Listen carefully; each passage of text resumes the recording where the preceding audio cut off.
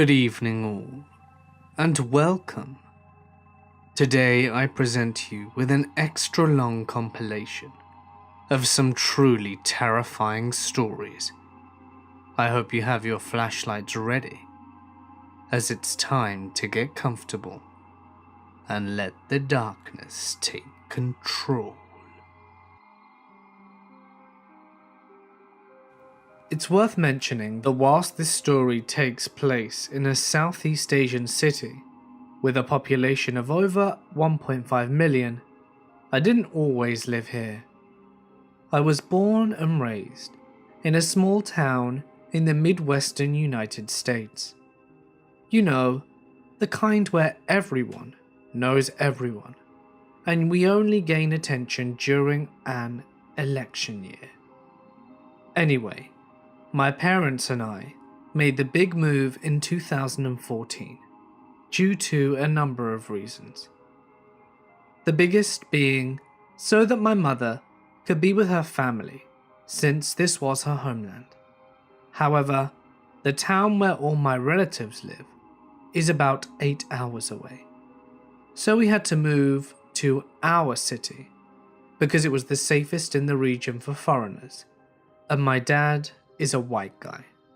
Now, unlike every other college student in the world, I hadn't done much this summer. The heat was blistering all hours of the day, and I didn't have money to spend even if I was willing to leave our air-conditioned apartment. The only thing enticing me into the outdoors were the incessant sounds of construction due to a new unit being added to our complex. However, leaving was of course inevitable, so towards the end of the month, my parents and I went to buy groceries. The next day, my mum and I went out to buy some things that we had initially forgotten. And the day after that, the two of us went out again to pay some bills. That made 3 consecutive days of going out for the first time in about a month. To say I was exhausted was an understatement, and by 7 PM on the third night, I was already fast asleep on the living room couch. My mother woke me up at around 10 that night and told me to head up to my room. I was too tired to do my entire night's routines, so I quickly brushed my teeth and went upstairs. I noticed that my cat was already asleep in my bed, since he's basically my mother's shadow. So I got into bed whilst contorting myself into an angle that wouldn't disturb him. Cat lovers, you know what I'm talking about. I turned on a dim light, plugged in my headphones, and started playing a random video on YouTube, then eventually fell asleep. I didn't know what time it was, but I awoke to the feeling of my bed shaking. I tend to ignore movements like this, because they happen often when my cat sleeps with me, as he has a habit of scratching his ear. But there was a pretty strong earthquake just the night before, so I assumed it was another one, making me open my eyes and look down at my cat to see which of the two it was. Indeed, it was he scratching his ear, and my mother was also at the foot of my bed. Nothing out of the ordinary. She was probably checking on me before my dad and her went out on their 5 AM walk, as routine, and was bending down to pet the cat. I closed my eyes and was just about to slip back into slumber when my half-asleep brain remembered a number of things that were indeed out of the ordinary. With my eyes that were barely open, I looked at who I thought was my mother with blurred vision. The first thing I noticed was that she was wearing one of my high school t-shirts. My mother and I are far from the same size, and she doesn't have a history of borrowing my clothes. Weird, but not unsettling. Maybe she ran out of clean exercise shirts and decided to use one of mine. Then I notice that she was also wearing one of my high school t-shirts, but this one was wrapped around her head in a way that outlined the shape of it, not covering anything, but just framing the profile. In my peripheral vision, I noticed that my closet doors were wide open. My mother always nagged me to close them, because she said it wasted the cool air coming in from the air conditioner, so I made sure to keep them closed whenever I wasn't getting ready. And another random realization hit me, when my brain finally registered the fact that while my mum does pet my cat when she comes in to check on me, she never bent down like the person was in my room. Looking back now, I don't think I've ever seen her bend down like that since I was a kid. Keep in mind, all these thoughts flooded my mind in about 5 seconds. Still, my half asleep and half stupid ass brain was more focused on why my mother was wearing my clothes as opposed to all the things that were off in this situation. That's when the person turned to look right at me before running out of my room, maintaining an ungodly crouching position that will be buried in my mind for the rest of my life. It wasn't until he was near the stairs that I fully processed what was happening. That person was not my mother, and they weren't even a female. Instantly I shot out of bed and instinctively wrapped my blanket around me to cover my nightclothes that suddenly felt so revealing. It was only then that I began screaming. I hesitantly followed him out of my room and watched as he ran down the wooden stairs with deafening steps that echoed throughout the 3rd floor, almost drowning out my piercing cry. If I was going to get my parents' attention, who was sleeping on the other side of the closed door on the 2nd floor, I needed to be louder. I stood at the foot of the stairs and pushed my lungs to their limit. I could practically feel the capacity stretch inside my rib cage, and after what felt like ages, but was probably no more than 5 seconds, my parents' door swung open, and my mother ran up the stairs with a panic-stricken expression that I will never forget. She grabbed me by the shoulders and shouted, What's wrong?" I turned to look at her, my mouth agape, and my brows furrowed in a mixture of confusion and disbelief. Had she not seen the man when he ran right past their bedroom? It all happened so fast. I wasn't sure if they had crossed paths or not. I told them that someone was in the house, and I responded in a voice that honestly I didn't even recognize. Without missing a beat, she wrapped her arm around me and ushered me down the stairs. "Grab the gun," she shouted in the country's native language, and we ran into my parents' bedroom, where my father stood in the doorway, with tired eyes and slumped posture. I pushed him in the room and turned around to close the door, simultaneously fiddling with the light switch so we weren't in complete darkness. My movements were shaky and spastic, causing my fingers to fumble and flicker the lights on and off before eventually being able to lock the door. "What are you doing?" my dad asked with a soft laugh, as he switched on the lights after my attempts proved to be futile. I turned to him with the same incredulous expression I had when I was looking at my mum. He had been standing in the doorway to his room in perfect view of the running man, yet he seemed to be oblivious. "There's someone in the house," I repeated, watching his face instantly drop at my words. With the door now locked, I turned to my parents and watched them silently, waiting for them to say or do something. For 19 years they had taken care of me and catered to my every want and need. Now they stood, just as scared and defenseless as I was, and in that moment, they were just people. My dad, an infamous type A personality, kept his focus on the floor, most likely processing the entire situation before deciding what to do next. My mother was the complete opposite. Her cell phone was in one hand, whilst the other, she was trying to run through her hair so many times that I'm sure the strands were going to end up between her fingers. "I can't call 911, it's not working," she said.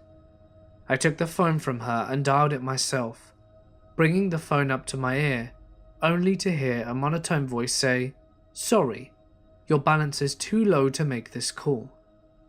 In this country, most of the phones are prepaid, so if you don't have money in your account, you can't make any calls or texts.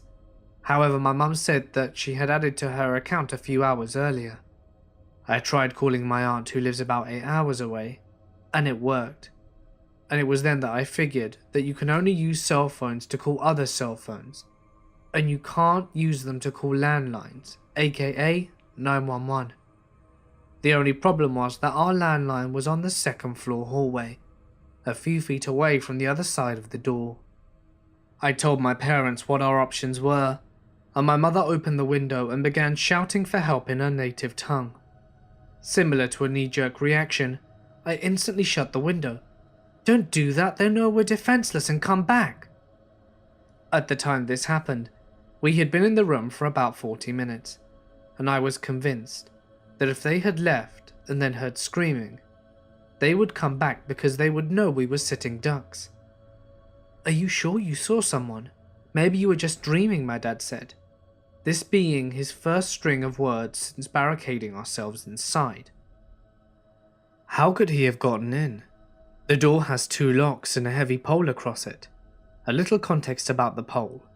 After the lock on our screen door broke, my mother had insisted on putting a metal pole across the door to ensure that no one would be able to get in.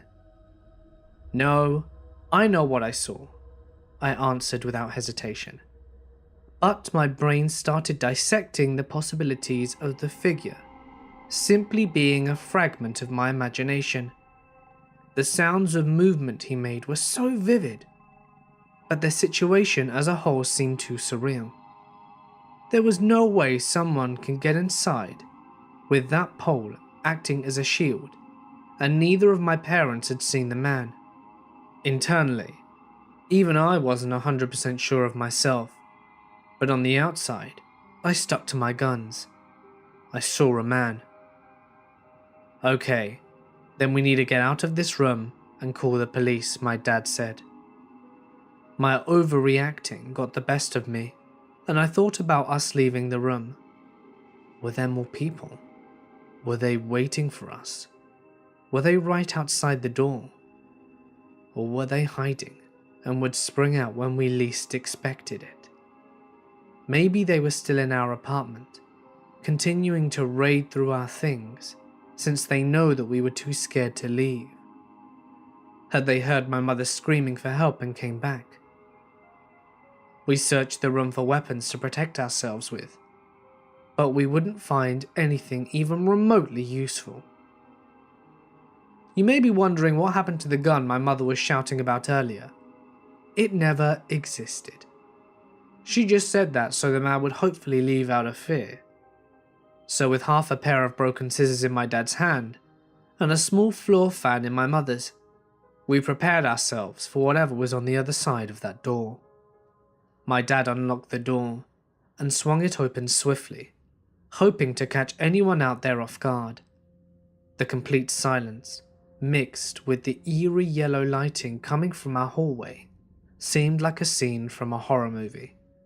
Straight ahead, we all noticed that the door to the second floor balcony was wide open, and the screen on the window next to it had been pried open as well. The first feeling to run through me was assurance. Assurance of knowing that I wasn't crazy and hadn't just made it up. The second feeling to run through me was pure dread, knowing that I wasn't crazy and I unfortunately hadn't made it up. We searched the second floor and found no one and nothing. We then moved onto the first floor, and we found our pitcher of water dripping with condensation on the kitchen table. My mother asked me if I had forgotten to put it back before I went to bed, but I distinctly remember only brushing my teeth. I knew I hadn't gotten it out. Our windows have the glass on the outside and the screen on the inside, contradictory to typical American windows. And we saw that the glass windows were wide open and that the screen had been pried with. However, both of the locks on the door were bolted, and the pole was still in place. We figured that the man had initially attempted to come through by putting his hand through the small gap he made in the window screen, trying to reach for the door so that he could unlock it. However, I suppose his calculations were off, and he couldn't make the distance.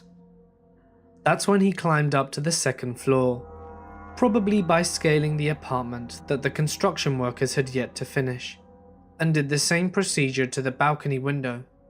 He was successful this time, because the distance was much shorter. We called 911 a total of 5 times, and it took them 45 minutes to get to our apartment, despite the fact that we live a 3-minute drive away.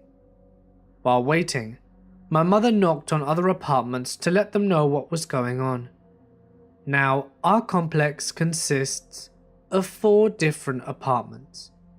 The first one is rented out to an online business company. The second is rented out to a family who had just moved in that exact night. We're in the third, and the fourth had no tenants. Neither of them answered, and it was probably because it was 2:30 a.m. The police came eventually and told us that someone had made a call earlier, saying that they heard a woman screaming for help, but that they couldn't find the exact location of the screams. They searched the house, but found no one, and didn't even tell us how to file a report. Yeah, they were pretty useless. The next day, my mum spoke to the people at the first apartment, and they were obviously shaken up. They told her that they had heard her knocking, but that it's company policy not to open the door from 10 p.m. to 6 a.m. My mother moved on to apartment 2 and told them what happened, and the man and his pregnant wife said that they didn't hear anything, despite going to bed at 2 a.m. and having all their windows opened. I was somewhat skeptical, because my scream was pretty loud, even giving my mother nightmares days after the incident, and all our windows and second-story door were open. There's another building just a few feet away, so sound resonates pretty loudly, making the construction booming even behind closed doors. And my mother's screams, that were enough to make someone call the police, I highly doubt they didn't hear anything. With the first apartment it made sense though, and all the windows were closed due to the air conditioning being left on. My mother told the couple to be wary of the construction workers because she believed that they decided to rob us after seeing that my father was a foreigner, automatically assuming that we must be rich or something. The man's face instantly dropped and his tone turned cold. My mother asked him for the landlord's number, since the old number no longer worked, and he said that he would give it to her after he went to see her today, since he didn't have it on him. It took him 4 days to finally give it to us, and he did so with what seemed like a sincere apology, saying sorry for taking so long, and for what happened to us. That same day, we called the landlord, and she seemed shocked, telling us that nothing like that had ever happened in any of her apartments before. However, my mother had spoken with tenants in the apartment complex behind our own, which happened to be owned by the same landlord, and she says that she knows of at least 3 people in her complex who have had their place broken into.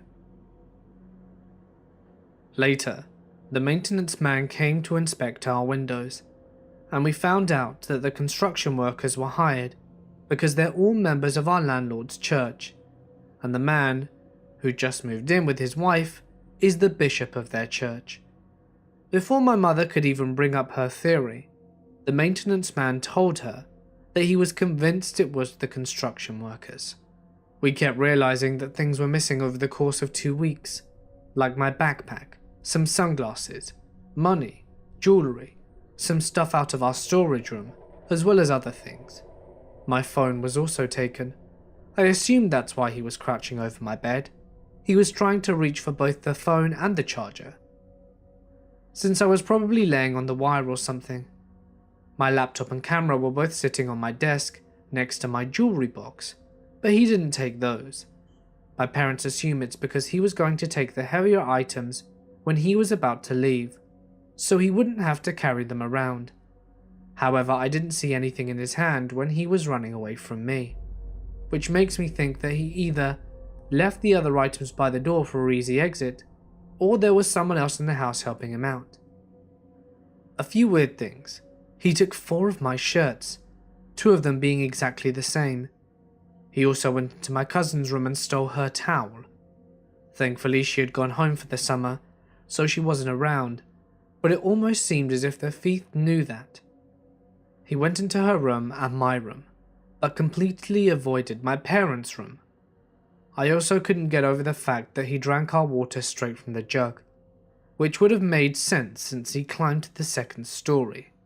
However, this country is notorious for being superstitious, and my mum said that thieves tend to leave water out because it makes the homeowners go to deep sleep. Something about water resembling the calming waves of an ocean. I've never been one to believe in superstition, and she thinks that's why I was able to wake up. Just a few hours after the incident, we decided that we were going to move back to the States. This wasn't the only occurrence affecting our decision, but it was the straw that broke the camel's back. I'm just thankful that we all came out safe and nothing worse happened.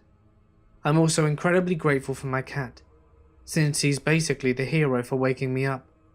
In fact, my cousins are fighting over who'll get to keep him once we leave. Years ago, I used to work at a church as the head sound engineer. The bulk of the job required me to be active during the days for summer services. Occasionally, there would be tasks that would be done whenever I got the chance. One of these tasks would be duplicating CDs of sermons for people who would like a copy to listen at home or in the car. I would get requests for various sermons, sometimes series spanning months, and I would have to make extra time to take care of these duplication requests in the middle of the night. It never bothered me, and I had a key to getting into the church whenever I needed to. One particular night, I headed into the church sometime around 1 or 2 in the morning. Since I know the building like the back of my hand, I rarely turned the lights on inside the building. The ambient light from the street lights would illuminate through the windows, just enough so that I could see where I was going. But beyond that, the building was pitch black. Now, the way the church was laid out, there was a foyer, which then had doors in the church sanctuary, where the services were held. The sanctuary had a balcony, and on this balcony was the sound booth, where the CD duplicator was located. There is only one door to the balcony, which would be locked from the inside, which was always located in the foyer, with the stairs leading up to it. The balcony is completely open, not separated by glass or anything, and provides a completely unobstructed view of the sanctuary below. The pews, the stage, all of it. Acoustically, the room is very good.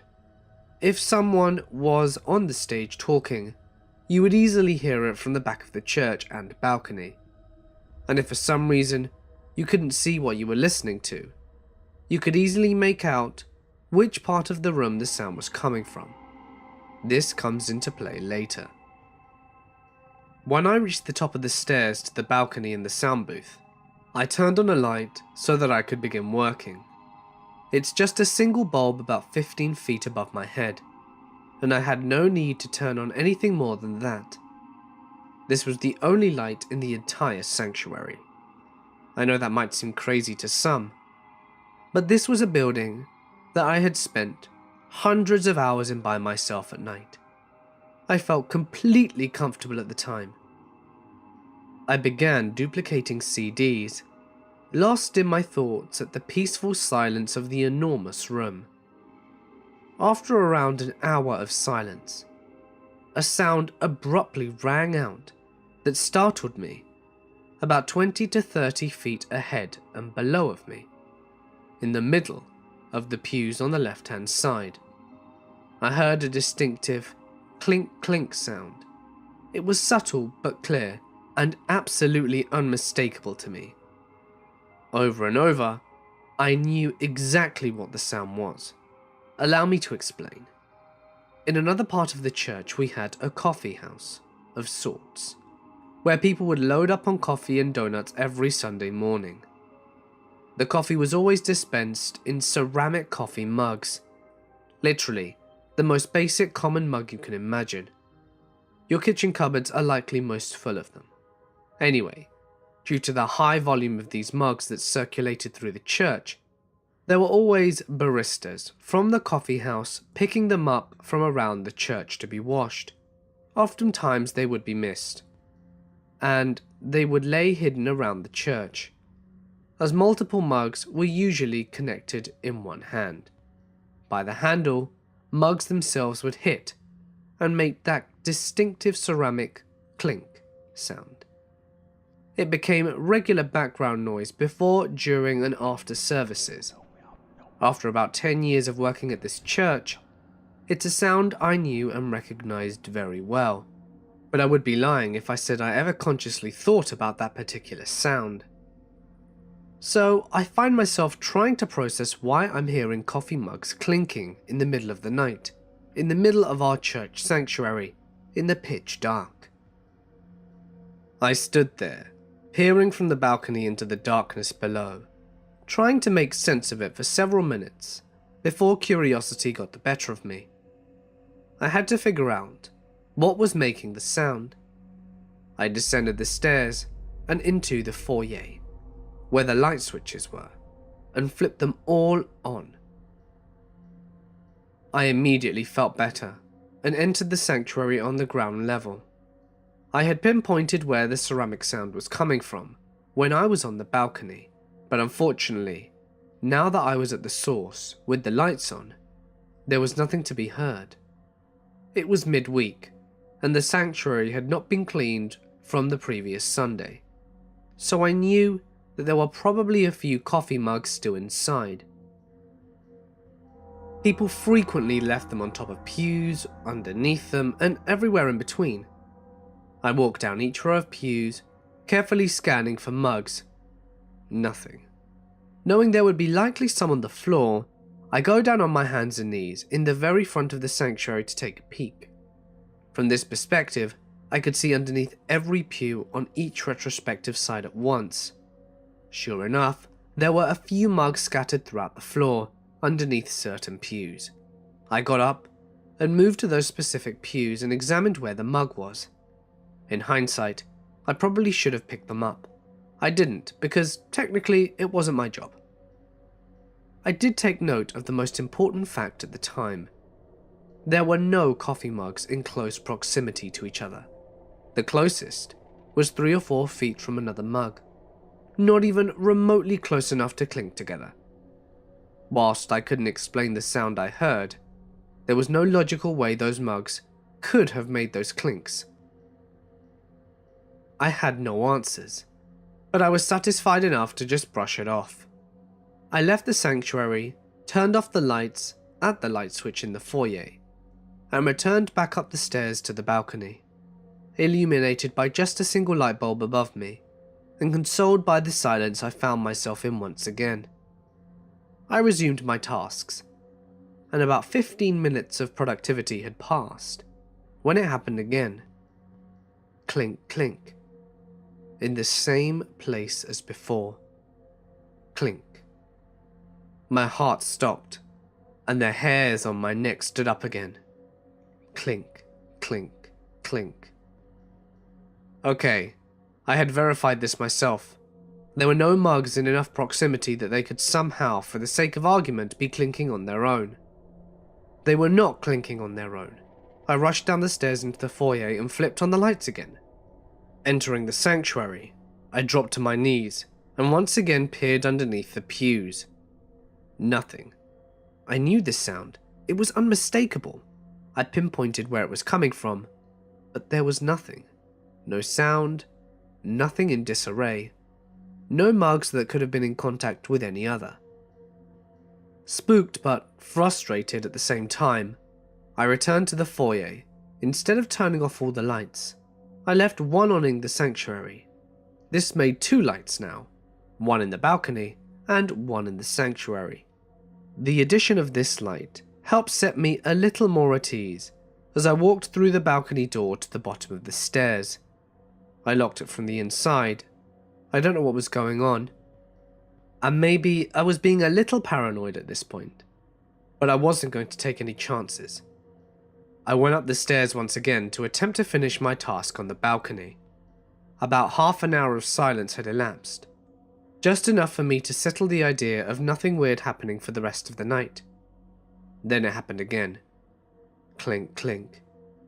Might as well have been a gunshot. I stood up and scanned from atop the balcony. There was twice as much light in there now, and enough to illuminate the room, even if it was still dim. But there was nothing. Nobody was playing a prank. There were no ghouls, spectres, or shadow people dancing around. No big, aha, revelation. Clink. It continued, and so did I. I wanted to go home, so I ignored it. The sooner I finished duplicating these stupid CDs, the sooner I could get out of this damn church and get some sleep. Clink, clink, clink. Again and again. Maybe about 15 minutes, maybe about another half hour or so. I lost track of time. All that I know is that eventually, it stopped. The silence returned. At one point, I resolved that all of it was ridiculous. There had to be a rational explanation, and as such, it was stupid to hold up on my locked balcony. I went downstairs to get a drink, and on my way back, I flipped off the remaining light in the sanctuary. No need to waste electricity. I reasoned, I'm not going to let some stupid sound dictate fear all night. I returned to the balcony and left the door unlocked, illuminated once more by my single light bulb. I popped in a few more CDs, and then it happened. I don't even know how to effectively describe it, at least in a way that captures the immediacy and sheer terror of it. All at once, the entire room began to shake violently, with a deep, bassy rumble. There are no earthquakes in this part of the country, so that was immediately ruled out. Time seemed to stop as I scanned around trying to figure out what was going on. I looked at the soundboard. You know those LEDs they have going from green to yellow to red? The thing was maxed out red, indicating it was being overloaded by some sort of input. But there were no mics plugged in, no amps turned on, and no sound coming out of the speakers. I don't even think the speakers were plugged in, and if they were muted.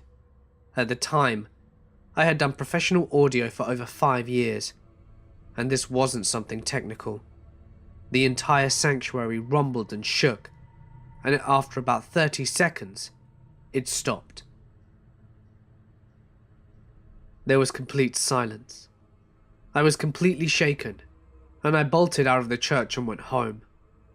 I don't have any explanation for what happened, since there were no ghostly things to show themselves or anything super paranormal. I have tried to explain it with logic, but alas. This house I live in is only a couple of 100 meters away from a small church in a suburb. Although I was brought up a Christian, I was never truly religious, and I only went to said church whenever my parents took me as a kid. My father died when I was a teenager, and we stopped going as a family altogether. After that, I only went whenever my friends asked me to tag along. Now I'm 21, and I only pass by the church whenever I had to go into the city, because there's a dirt road beside it that leads to the parking lot behind, adjacent to a major road where it was easy to get a bus to work. It was closer than the village gate in the opposite direction, and I had to only ride one bus from there. I am not an easily scared man, nor have I previously experienced long-lasting trauma after being spooked, and I'm here to tell you that what I saw besides that church 3 months ago still haunts me to my core. A storm was announced to hit earlier that week, but leaving for work that early Thursday morning, the skies were clear, and not a single cloud to cover the starry sky. So I didn't bring an umbrella. I climbed over the parking lot gate because it was chained shut until 6 for the first mass. The guard at the outpost didn't mind because they knew my family well. I work at a hotel as a line cook, and it's a very demanding job. I have to leave home before the sun rises most days, and I work until long after it's set. The only time I get to see the sun is if I'm assigned to the station at a buffet, where I have a view of the poolside. It was an average, overworked and underpaid kind of day for me. I wasn't assigned at the buffet. I stayed in the kitchen, where there weren't any windows, so I was surprised to see the flooded streets when I clocked out. Apparently it had been raining heavily all afternoon, and although it had subsided around sunset, there was still a mild drizzle out. It was around 8 in the evening when I left the hotel, and in my country, flooded streets meant standstill traffic for at least a couple of hours. This wasn't that uncommon. I had dealt with similar situations before, and it also meant I could sleep on the bus, so it wasn't too upsetting. Fast forward to around midnight and it's pouring again. I'm not too far off from the church parking lot, so I decide to get off the bus and start walking, because it hadn't budged for the last 10 minutes. I put my phone and wallet in my waterproof backpack, which also contained a spare shirt, my house keys, and my knife set. I don't mind getting wet, and around this time the parking lot gate was already chained shut, but I climb over it like I usually do. It was flooded knee deep in the parking lot, and there was no security guard at the outpost. I figured he retreated into the church. It's dark, but I focus on the small lights from the house in the distance. They only look like dots from that far. I trudge my way through the open parking lot that could have passed as a kiddie-friendly pool, when I heard this strange sloshing at the far corner of my left. Due to the heavy rain, I couldn't clearly make out what was there, but I knew that I wasn't alone. All the lights to the lot were shut, and the only thing to guide me were a few lights of the houses far ahead and my memory of the area's landscape. It's a straight shot from the dirt road, so I didn't have to worry about a light source. The sound of all the falling raindrops accumulated into dull static noise, so it was easy for me to hear that there was something going on in the corner. I could see the shape of a person who seemed to be sitting down, so I could only see them from the waist up. As I got closer, and my eyes better adjusted into the dark, I could tell that it was a woman, because of her long hair and curvy outline. She was flailing her arms and splashing the water around, grunting as she pounded her fists into the water. She was about 2 cars' length away, and I wasn't too concerned about it. I've dealt with crazy people before. I glanced over a few times as I passed her, and then got to the dirt road. Quite unnerving. She was out my line of sight, and at this point the mud made it quite hard to walk. Water was only ankle deep, but I kept having to jerk my foot free after each step because my shoes would sink into the mud. A small splash made me look over my shoulder, and in the darkness of that road, the woman was splayed out, face first in shallow water. I froze, thinking whether or not I should help her. I hate the thought of being the guy who let someone drown in 6 inches of water, and she was about 10 steps away from me, and before I could decide what to do, she started to move. It was too dark to see any details, but her outline was distinguishable enough for me to see that she was looking up at me. She slowly got on her hands and feet, like she was about to stand, but her hand lingered on the ground with her rump in the air. I was already scared pale at this point, My legs didn't work, and I thought of reaching for my knives, but I was honestly too afraid to move. And then she starts crawling towards me on her hands and feet. This sent a jolt through me, and all of a sudden I'm sprinting towards my house. I could hear the splashes behind me along with her coarse breathing, almost like she was coughing, and my eyes started to fill with tears, and the rage against my face made the light in the distant houses blurry. But I knew at that point that I was running for my life. I couldn't tell if she was catching up, but I didn't have to look back. I heard her yell in a voice so rough it resembled a pig squeal. Short, sharp and loud. A wordless shout of anger. I believe that it was the fastest I've ever ran in my life, and at this point I couldn't hear anything but the rain. Deafening, unrelenting, and violent. My house was close. I sped by a few houses with their dim porch lights, and I could tell that I was running on asphalt.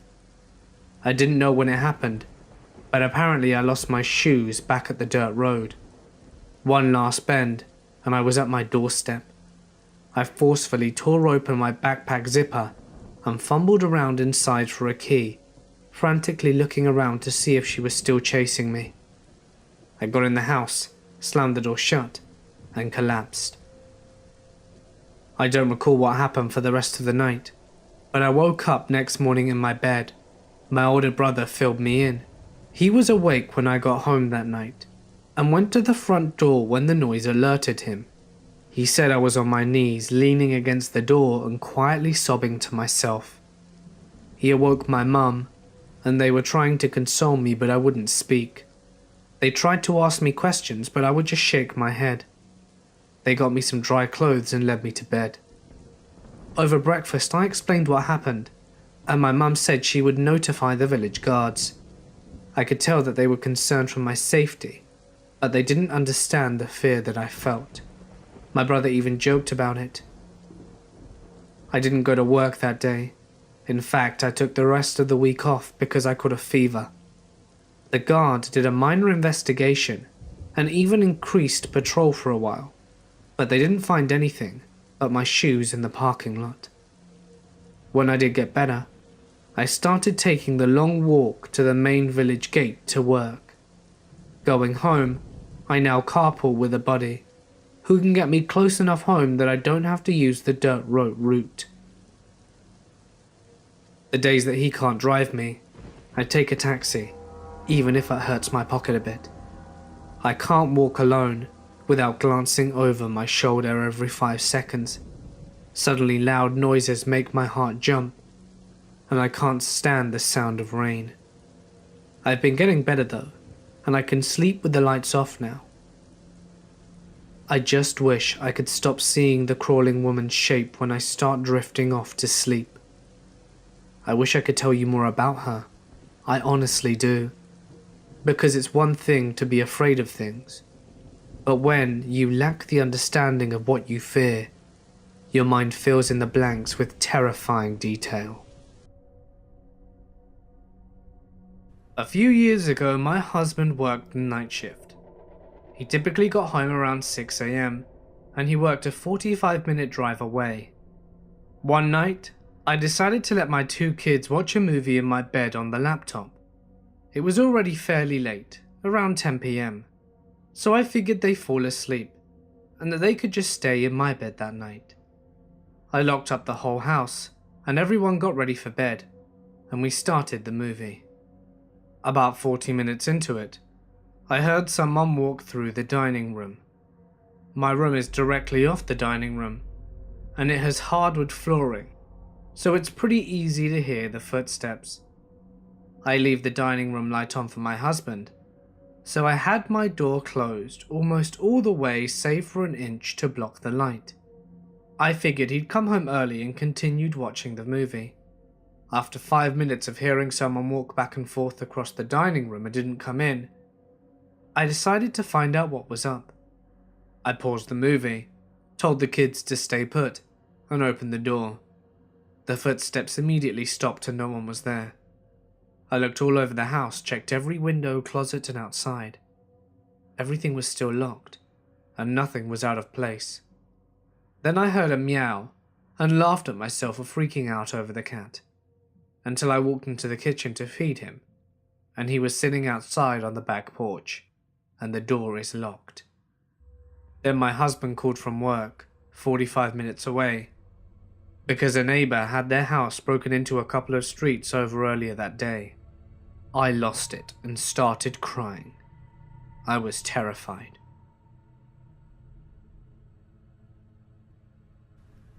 My cousin lives in a hostel with 10 other girls in one room. All of them were gone, except for her and the girl who sleeps in the bed across from hers. I understand my cousin's hostel is near a forest. You must understand that Malaysia is 62% forest, so this is not uncommon. It was around 10 p.m. at night, and my cousin was lying down in bed, watching K-drama on her phone with low volume without headphones. Out of nowhere, her roommate called out to her. She paused the video to look at her friend, and her friend had a very fearful face. "What's wrong?" she asked her, and her friend's gaze turned over towards the window of their room before my cousin looked back. "You didn't hear that?" she asked. There was a silence, but my cousin couldn't hear a thing, and she shrugged. "No, I heard nothing." And then it was quiet again. Her roommate's eyes lit up when she stood up. "There it is again! It's still there! You don't hear that!" she half shouted at my cousin. My cousin, getting freaked out, tried to listen for anything, but still heard nothing. "It's a Pontiac. It's laughing outside. How can you not hear that?" She immediately jumps back in bed and curls up under her blankets in fear. Hearing that sent chills up my cousin's spine. But she still couldn't hear anything. "I think you're just imagining things," she says to her and attempts to watch her video again. Her roommate protests, but both didn't leave each other until the rest of their friends returned that night. Although they didn't see the Pontiac that night, something else happened a few days later. Two of her roommates were in the bathroom around 8, and they noticed that one of the stalls were occupied, but the door wasn't locked. They could see someone's feet as they walked in, so they assumed it was one of the students who lived in the hostel as well. But as they approached the stall, they saw through the slit that it was my cousin. She was sitting there on the toilet, doing nothing. They spoke to her and asked if she was okay, but she didn't reply. They just shrugged it off, and they went back into the room, assuming that she'd probably be back in a few minutes. They went directly into the room, and the moment they walked in, they stopped, because my cousin was sitting there on her bed doing work. "Didn't I just see you in the bathroom?" one of the roommates asked. My cousin looks at her weirdly and shakes her head. "I don't go into the bathroom alone. You know that. I've been here the whole time," she says. Both of her roommates felt chills up their spines, because they knew that they'd just seen her before they left. And even if she ran out of the bathroom to get to the room first, there was no way she could have done so without them seeing. So it was freaky that they saw a spirit that copied the way my cousin looked. Could it have been the same one?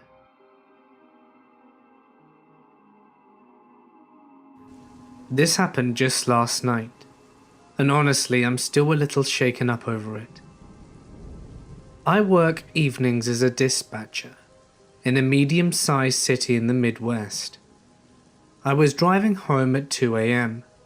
when I stopped for gas.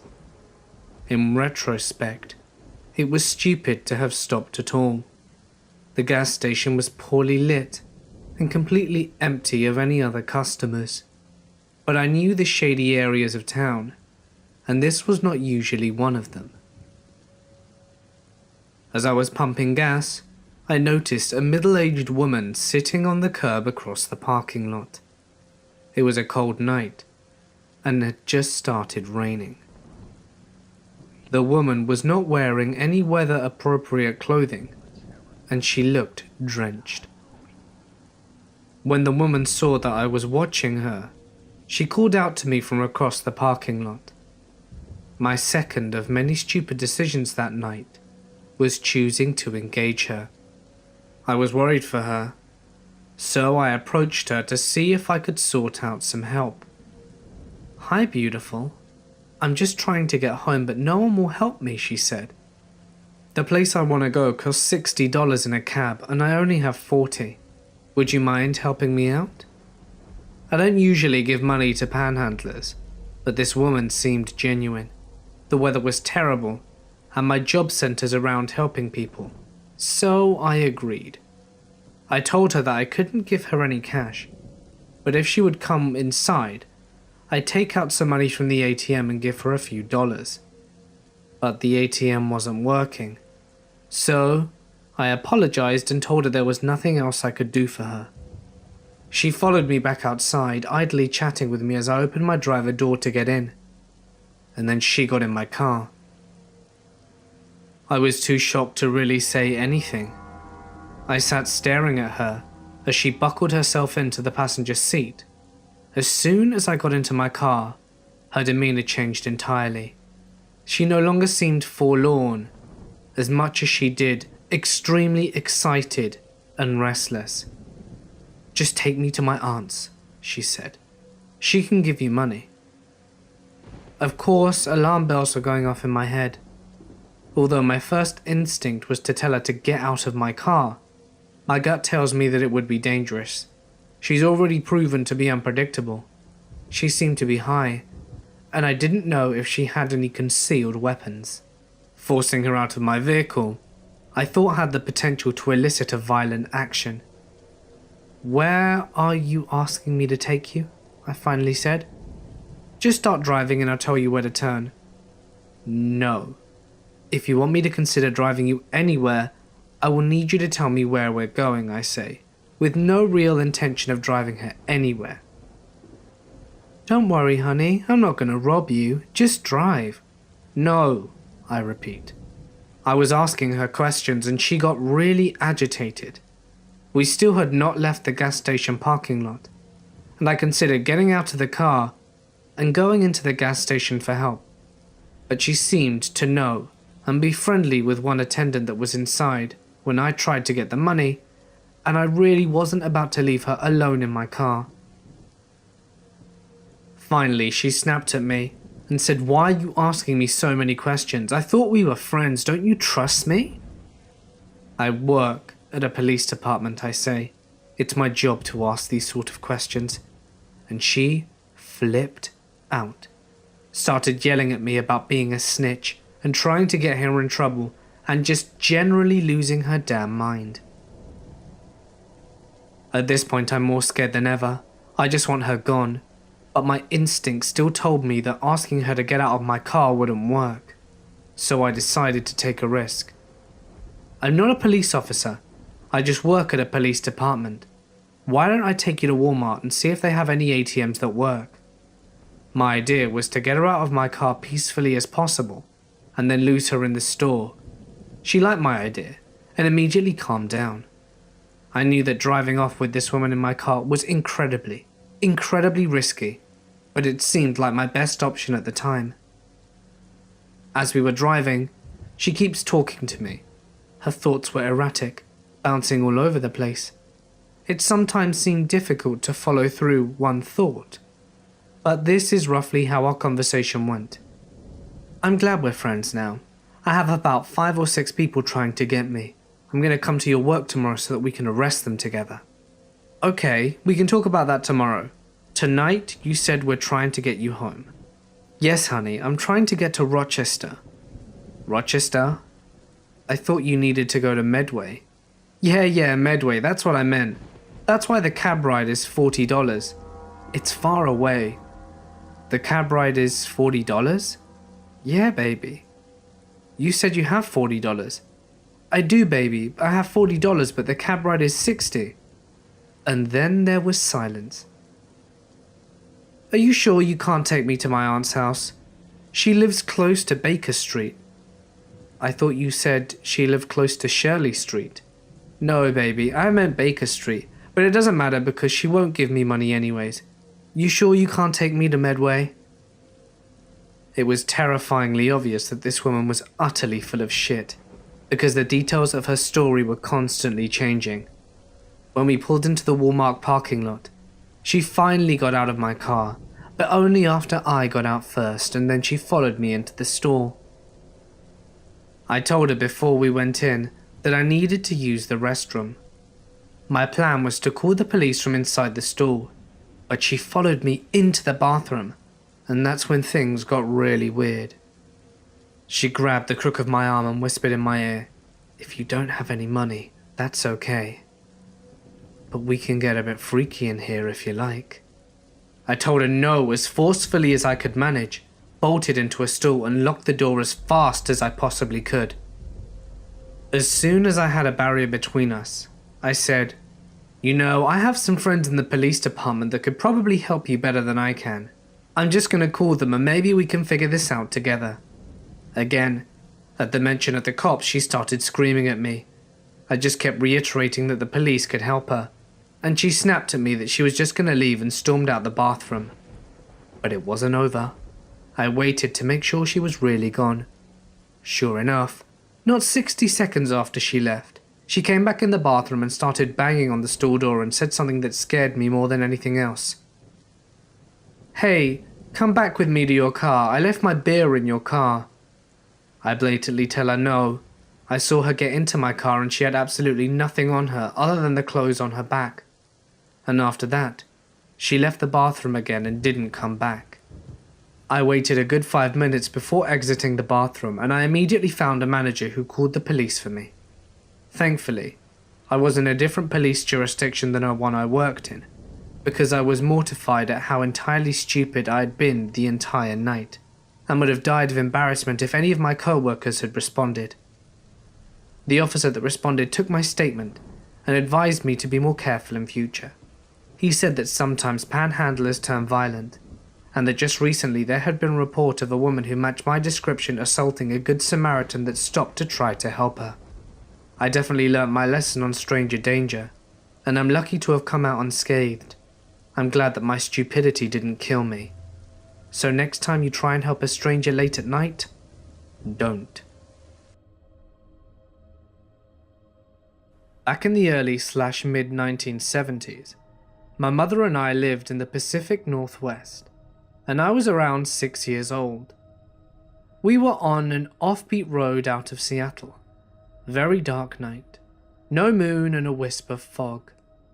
We saw a Volkswagen Beetle on the side of the road, with the emergency flashes on, and a rather good-looking guy, as my mother describes him, with his arm in a sling waving us down. My mother pulled over, being a kind woman that would help anybody in need, as he looked quite normal. My mother rolled down her window and asked if she could help, and the guy asked my mum if she could help him get the last lug nut off his tire so that he could change his flat.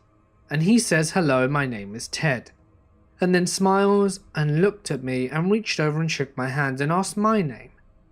And I got a bad vibe, and I said nothing to him. My mum said something about his smile really made her uncomfortable, and then she noticed that he was missing the passenger seat in his Beetle. She rolls the window back up and said that she would call a tow truck to come and help him at the next city, then speeds off whilst looking in her rearview mirror and sees him taking off the sling and getting back in the Beetle, and took off very fast in the opposite direction. So that's the night that 6-year-old me shook the hand of Ted Bundy. My aunt is single and a workaholic, so she has the habit of coming home late. The latest she would usually get home is around 11 PM, and the earliest would be about 5. She would alternate days in which she would come home early because it wasn't exactly safe to drive home at night, especially since she lives with my grandparents, who live deep within a village, with the only roads leading into it are very long and lonely. Not to mention that she would have to drive by 2 very large lakes, as well as 2 large palm estates just to reach home. Keep in mind that hijackers nor thieves are her only concern whilst driving alone at night.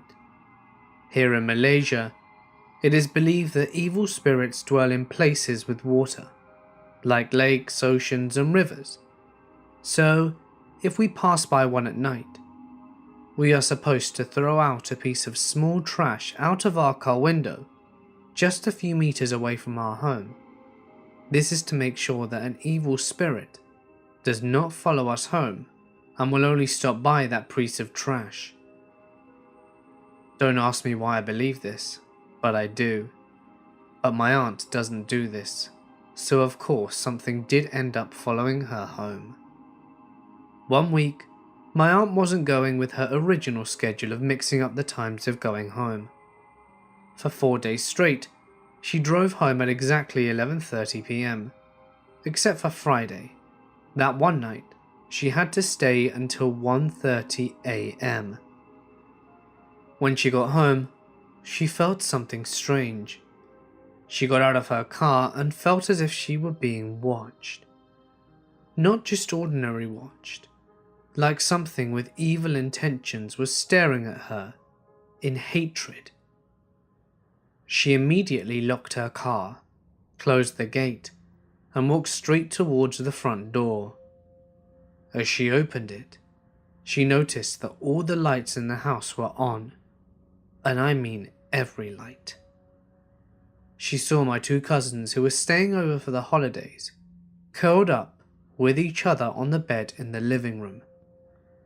She approached them and asked them what was wrong, as they appeared to have fear in their eyes, and they confessed that they were staying up because they thought they heard something and were getting afraid, so waited for her to arrive. My 2 cousins and grandmother were sitting in the kitchen where the front door is. They were talking to each other, and all were waiting for my aunt to arrive home. It was around 11 p.m. when they heard someone turn the doorknob, before inserting the key and unlocking the door. My cousins and grandmother waited for my aunt to open the door, but nothing happened. My grandmother waited and called for my aunt's name, but there was no answer. Terrified, my cousins went to turn all the lights on in the house and went to the living room to keep an eye on all the doors in the house. My grandmother went to make sure that all the doors were locked in the house. They told my aunt that they really thought it was her, because it made the exact same noises that my aunt does when she arrives home, jingling the doorknob before inserting the keys and unlocking the door and everything. My cousins thought it was someone trying to break in, but nothing else happened for the rest of the night. When my aunt told this to my mother, I felt chills around my body. My aunt says she might know who or what exactly it was, and she blames herself for it.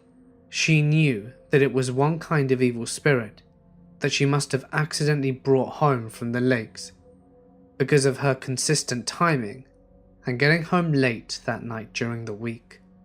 Whatever followed her home mimicked exactly the way she'd done before entering the house. The good thing is that my grandmother didn't try and open the door, because if she did, she would have let in the evil spirit. And God only knows what would have happened if she actually did. Ever since that experience, she immediately resumed her normal schedule of alternating the times, because she didn't want another one following her home. My story takes place 19 years ago. I am a female and was 16 at the time. I'm 5'7", and I was around 130 pounds, and I like to think that I'm strong. but I couldn't take on 2 young men. So it begins, with my mother and stepfather going away on vacation and leaving my 17-year-old sister and I home alone. They did this quite often. My parents were not winning any parenting awards. My sister and I didn't get along either. She was a nasty piece of work, and luckily, she decided to go stay at a friend's house while my parents were away. I was nervous about being alone, so I had my boyfriend stay with me. He was a pugnacious dickhead, but I'm glad he was there. So one night, Brett and I were at my house, and we had just started messing around when I heard a really loud knock at the door. My room was in the basement, but at the landing area between the stairs, there was a window that I could see the stairs that led up into the alcove of our front porch, and I could see 2 people standing there. And just as I was peeking out to see them better, one of them saw me. I remember feeling the breath sucked out of my chest. There were 2 young men standing on my front porch. It was almost midnight, and I had no idea who the hell they were. The guy that saw me let his friend know, and they both looked in the window and asked me to come to the door. My boyfriend had gone upstairs to open the door, and I remember freaking out because I told him not to go. I didn't know these people. He was one of those guys who thought he was Mr. Tough Guy and believed that he could fight anyone. He was telling the guys to leave, and just as I joined him at the door, they saw me and called me by name and asked for me to let them in. Brett told them to go away. One guy, I think his name was Wes or Les or something like that, said to come outside and that he just wanted to talk to my boyfriend. I said no thank you, we're going to bed, and shut the door. I was really confused and getting quite frightened. They stood on my doorstep for a few minutes, and then started knocking again. Wes, or Les, explained to me through the door that he was my sister's friend, and that she had told him that I was home alone, and they should come by. I knew my sister, and I believed them. That did not, however, make me stupid. I told them to leave, and they started kicking the door. It was shaking, and I was seriously fearing that it wouldn't hold up. I was so scared that I ran into my kitchen to call the police. I was assured that they would be there very soon, and to lock the doors and to stay on the phone. Meanwhile, Brett was still yelling at them, which only served to piss these guys off more, and I begged for him to shut up, but he would not listen to me. I was locking all the doors and windows upstairs, while Brett went down to check on the doors. Down in the basement, there was a huge mudroom area, and it had a thick wooden door made of 2x4 planks, kind of like a barn door. The door had a big old lock on it, and some spring-loaded turnbolt, and also had a plank to set across it, like a barricade. One of the guys was pounding on this door, and Brett heard him tell the other to try the back door. This stupid door was one of those 1960s things that had a happy little square window right at face level, with a little curtain across it. I was at this door, trying to jam a chair under the flimsy knob, when I looked up and saw an unnamed guy looking at me. I screamed, and the dispatcher asked me if I was okay. I barely squeaked out that one of the guys was looking right at me through the window. He was older than me, probably about 20, and he was tall, and he looked scary as hell. His dark eyes were drilling into me, and he wore this creepy, placid smile on his face. I had never seen this man before, but he knew my name. He tapped on the window with one finger, never breaking eye contact, and said, "Becky, let me in." I couldn't breathe. The knob was rattling as he was messing with it. He said again, "Let me in, Becky. I just want to see if you're okay. I just want to talk." He stared at me.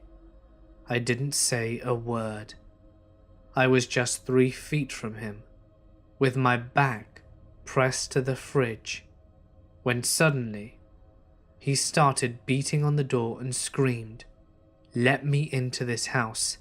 If I have to break in, I will kill both of you. So just open the door." He looked maniacal. There was this loud knock on the front door. He gave me the most hateful sneer I'd ever seen, and I heard shouting, and he ran back downstairs and into the woods along the back of my yard. Brett had gone to the door, and it was the cops.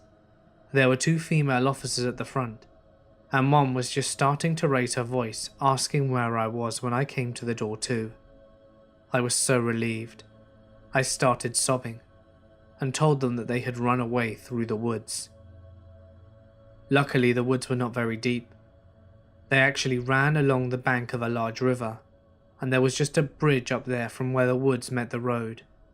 One officer ran around the back, whilst the other stayed to get a full description and take my statements. The first officer came back and spoke with the second one, and she said that she saw them running across the bridge. They both left in a hurry. They hopped in the cruiser and sped off. I was still crying and shaking, but I was absolutely furious at Brett for riling them up. I went to make myself some tea, thinking of all the ways I could kill my sister when she got home. I had so much anger, fear, and adrenaline pumping through me. I could have ripped her to shreds at that very moment. 20 minutes later, the cruiser came back, and there were 2 guys sitting in the back seat, and the officers wanted me to confirm it was the right guys. I looked through the window and saw them. They still looked terrifying to me. They were in cuffs and couldn't get to me. But I would not get close to them. Neither would look at me, and I confirmed it was them. We spoke for a bit, and I told the cops about my sister, suggesting that these 2 men should come see me. The second officer wasn't impressed. I pressed charges for attempted forced entry, property damage, as they had broken a window in the living room, trespassing, disorderly conduct, and attempted assault. Initially, they both pleaded not guilty, but later admitted to some of the charges, and they both got 18 months in jail, and were forbidden from contacting me or my boyfriend ever again, and to be at least 500 meters from me at all times. I never heard from them again. I confronted my sister about it, and of course she denied it. Then laughed about it, laughed at me. She was an awful person. I have no idea what their true intentions were, as they maintained that they were only there to talk to me. I'm thankful that I didn't have to find out. So 2 strangers who just wanted to talk at midnight, let's not meet again. This happened to me back when I was 10 years old, and I was walking to my friend's house. It was on a Saturday around noontime, and my friend lived about a 5-minute, if not less, walk away from my house. About halfway through the walk, a rainstorm came out of nowhere, and being 10 years old, just wanting to get to my friend's house, I decided against running back for a jacket. When I reached the street off my friend's street, an inconspicuous white van pulled up beside me. The sliding door swung open, and a lady in her early 30s asked me if I wanted a ride. as it was raining outside and I had no jacket. Being a very safe kid, I told her that I was going to a friend's house just up the street and that I would be fine. She responded by insinuating that I had to get in with them and that they would drive me. A little backstory on the van. In my southern Ontario city at the time, there was a constant news report of, and I kid you not, a white van abducting numerous children. And I believe that one of the children believed to be abducted by this van was actually killed. They were described as a white Dodge Caravan, and I always remembered this because it was the same type of van that my mother drove, but she drove a blue one. Anyway, back to the story. So, as I told the van that I was fine, the remembrance of the story of the white van sparked into my mind. The van was known by the locals as Old Grump, as an elderly man with a forwards ball cap was always seen driving it, and I was absolutely mortified when I looked towards the driver's seat to see an old man with a ball cap at the wheel. I'm even getting chills just thinking about this, let alone being alone on a street with these creeps in front of me. When I noticed the old man, I remembered more details of the van, the obstructed or non-existent plates, and considering I was about 2 feet away from the back of the van, I glanced to look at the license plates, which are obscured by a garbage bag. The total time elapsed between the van pulling up and me saying no, the lady trying to get me inside, and the realization of the situation was probably around 45 seconds. When I realized what could possibly happen, I told her that I really had to go, and I darted out of there. I have never moved so fast in my entire life. As I began to run, I heard the lady curse, and the door come whirring shut. The van began to accelerate again, but luckily for me, after cutting across a few lawns, I was maybe 20 meters from my friend's house. As I reached my friend's house, I recall jumping over the water runoff between his and his neighbor's house, and coming to their porch staircase. Now, most houses in my area have maybe 2 to 4 steps, and then their front door, but my friend living in a condo had about 15 steps, and their door being about 2 meters off the ground. I sped up the steps as fast as I could, pounded on his door, and looked through the glass and saw him walking slowly towards the door. At this point I was screaming for Cody to open the door, and then turned around to see the van just arriving across the street, perhaps 2 or 3 doors down in this suburban neighborhood, and about 50 feet away. My friend perked up and bolted towards the door, quickly unlocking it, and I rushed inside. To save some time, I summarized the story to him. We were both 10 years old, and just intended on an afternoon of playing some Tom and Jerry style Street Fighter on PS2, when this whole ordeal happened. We panicked, and we didn't know what to do. His parents were not home and neither were mine, and we wouldn't dare go outside to fetch help from the neighbors. We were on the border of calling the police, and this is when it gets really messed up. We picked up the phone, but the line was dead. There would be no calling the police. It sounds extremely bullshit, but the area was only a few months old, so the phone and internet was extremely unpredictable. And now, with that harsh weather, it was no surprise that the line went dead. We lay down on his living room floor, as it hid us out of sight and allowed us to look out the front window. We had began peering outside with a pair of mini binoculars that he had in his room. My friend handed them to me, and I brought them to my eyes. I look outside, and to my surprise no one was in the van anymore. It was completely empty. I handed them to my friend, and he stopped his breathing. I remember whispering to him, "What is it, dude?" And then before he answered, banging began on his garage door. We almost pissed ourselves, and were on the verge of crying. My buddy Cody was frozen solid, and we didn't know what to do. Considering it was a condo, the living room being 15 feet away from the door, and we could hear everything. We heard the handle on the garage being fumbled with, so we grabbed kitchen knives and proceeded down the stairs silently. And when we got to the bottom of the first flight of stairs, Cody remembered in a moment of panic that his dad's uncle lived in the bottom flat of the condo and would possibly be home. We pushed open the door and began calling out his name, Brian, but he wasn't there. We were petrified, but felt a sense of security because we had 2 big kitchen knives.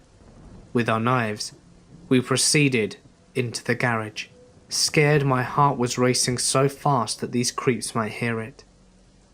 We silently listened to the noises outside from the garage, communicating in gestures. The attempts to gain entry to the house were sporadic, and occurred over a time frame of about 15 to 20 minutes. Eventually, everything ceased. I held my breath, and my heart stopped beating. And after about 20 seconds of staring at the garage handle, we hear a single word. Shit. It was the voice of a man. After standing there in shock and fear, afraid to move, we gathered the courage to make our way back upstairs. A few minutes later, there was a ring at the door. My heart dropped, and I'm certain my nuts did too. We proceeded cautiously with knives in hand when we peered through the peephole. We saw a Rogers worker, which is a telephone company here in Canada, with a clipboard.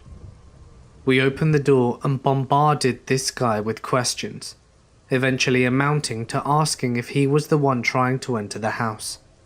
He wasn't. From behind him we saw the van start up and then drive away. I have many aunts and uncles, and each of them have their own creepy experiences while working at one point in their lives. The one that I remember the most is the one that told me the stories of her working late at night at an old factory in the middle of nowhere. This was before she was married. There are several incidents that had occurred in that factory regarding the paranormal. My aunt only told me 3 of them, and all of them happened in the women's bathroom. My aunt has to work during the dead hours of the night with few other female workers to help organize documents for the factory. There were only about 5 or 6 of them at work in the office area, so the rest of the factory was dead silent. One night, my aunt wanted to use the bathroom, so she left alone since the bathroom was right down the hall. As she was in there, she heard the main door open. She thought it was one of her colleagues, and then she heard the stall door at the very end slam shut. The way the stall was closed was by no means ordinary. It was a big slam, loud, intentional. It was quiet for a few seconds before another door slammed shut, equally as loud.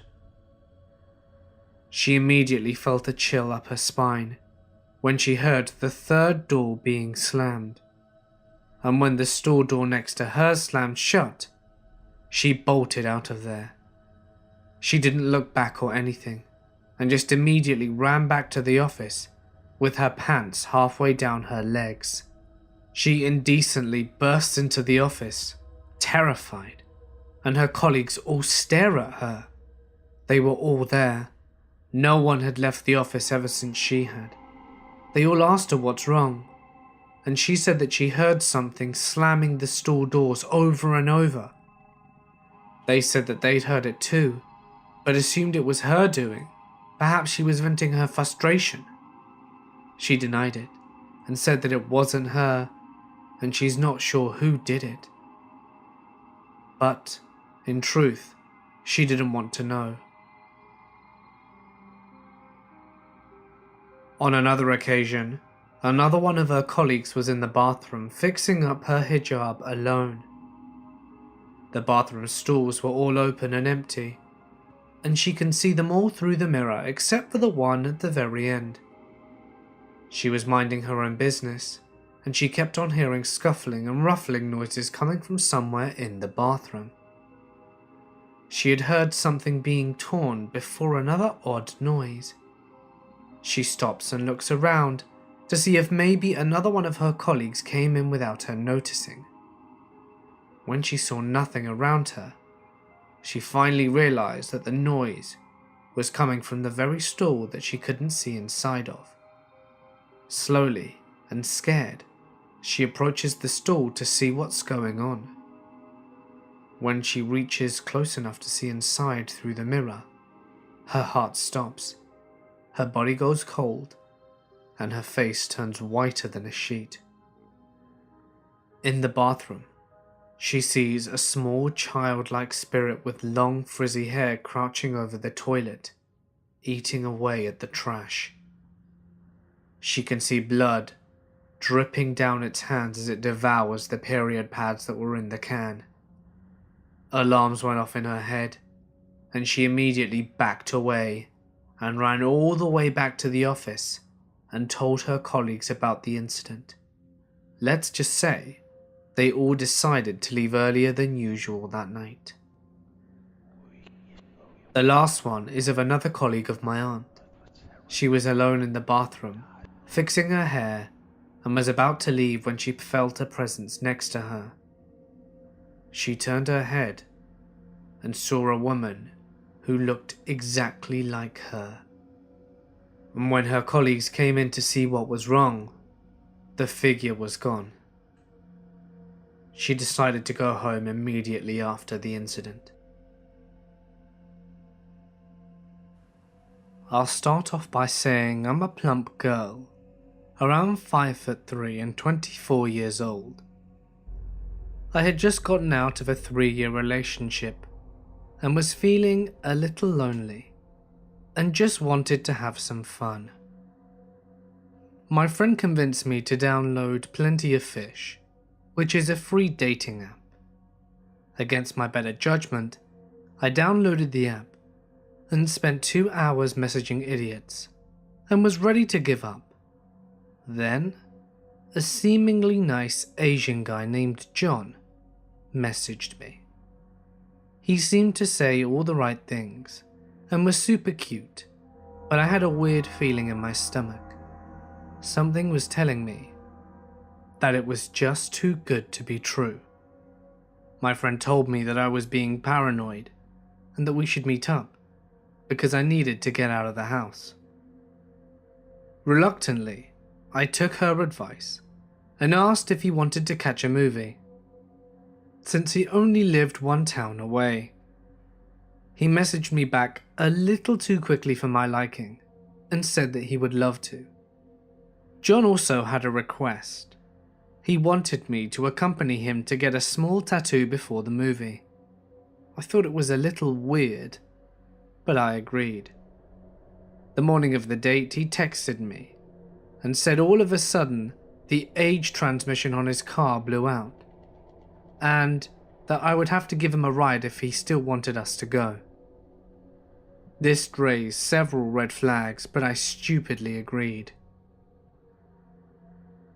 When I picked him up, he seemed to be nervous because he was shaking quite a bit. I asked him if he was okay, and thinking maybe the issue with the car caused him to get into an accident. John said that the transmission on his car blew out 3 years ago, but it was only this morning that he told me it had happened. I looked at him very confused and felt the feeling in my stomach get 10 times stronger. John smiled widely and instantly tried making out with me. I pushed him away and asked him what he thought he was doing, and he said in the creepiest voice, "You're just so beautiful," and tried again. Mind you, he was doing this whilst I was driving, and I realized the mistake I had made, and I just wanted him to go away. He told me to pull into Popeyes in order for him to get some food. I agreed, thinking he was going to get out, but he told me to use the drive-thru. I tried to convince him, telling him that going into the store would be way faster, but he squinted at me and wasn't buying it. He said, "They always try to get away." And at this point, I was feeling my heartbeat in my throat and felt tears welling up in my eyes, and asked who, but he didn't answer. I knew I should have tried not to cry, but I wear my heart on my sleeve. He looked at me as if I were crazy and said, "I know you're cheating, but I can't stay mad at you. Let's just get to my tattoo and skip to the movie. I want to take you home to make you feel good."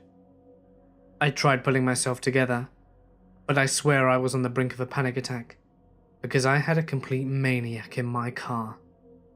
I drove to the tattoo parlor and tried acting as if things were normal until we got inside. I know you're wondering, why did I go in? Well, before he exited the car, he squinted at me and reached over and turned off the car and took the keys. Now he was a very large guy, about 6'4" and 189 pounds, and I was in no position to take anything from him or make him get out. When we got to the tattoo parlor, I tried discreetly asking for help, but they thought I was joking. They seemed to be friends with him and were blocking my path to the door, and I couldn't help but think I was going to die there. They demanded I sit down, so I did. While sitting and contemplating how I got there, I heard what sounded like scaffolding, so I stood up to look, and I saw John, and he looked absolutely insane. He was wielding a crazy-looking hunting knife. Once everyone was backed against the wall, he made a mad dash for me, screaming, "This'll teach you for cheating, you crazy bitch." I was bewildered. I couldn't scream or move. One of the tattoo artists tackled him just before he got to me, and he threw me the keys and told me to get out. I didn't need to be told again. I unlocked the door and ran for my life, and I drove out of there like I was auditioning for Fast and Furious. When I rounded the corner, I was pulled over, and when the cop came up to my window, I burst into tears and told him what happened. Apparently John was a well-known psycho in that town. The cop comforted me as best he could, and escorted me to the police station to make a report. He told me to change my number, which I did, and to delete my social media. I didn't exactly listen. I thought the change in number would be enough, and when I arrived home, I told my friend what happened, and she said I should have been able to tell he was crazy from the picture. Clearly she has no understanding of mental illness. Pictures don't do it justice, and long story short, we're not friends anymore. A few months had passed and I thought everything would go back to normal, but I was receiving calls from a strange number, and eventually found out it was John. He started leaving voice messages saying he missed me and that he wanted to get married. I have no clue how he got my number, and he also made fake accounts attempting to follow me on social media. The cops say that he would actually have to do something to me to have them monitor my house or take him to a mental hospital. This restraining order is only a piece of paper, and I'm losing sleep. A few years ago, my brother-in-law bought another apartment complex in Florida. He owns a few apartment complexes in West Palm Beach and Miami. So when he told me he bought another one and wanted me to manage it, I figured, why the hell not? I had just graduated college with my degree and planned to go out and get a master's, so I figured I could manage his place and do graduate school. When he booked my flight to Orlando, I was stoked. Hell yes, I love Disney and I dreamed about buying a year pass and checking out all the neat parks. Then when I got there, we drove out to Orlando and I had a bad feeling. He bought the apartment in a town called Leesburg. It's only about an hour from Orlando. It's if a biker town and a retirement community had a baby. I was a little disappointed that I was an hour from Orlando, with its nightlife and clubs and whatnot. I made it work though and soon started to settle into life managing the small apartment complex. I had my own one-bedroom apartment in the corner, and then there were 10 other tenants.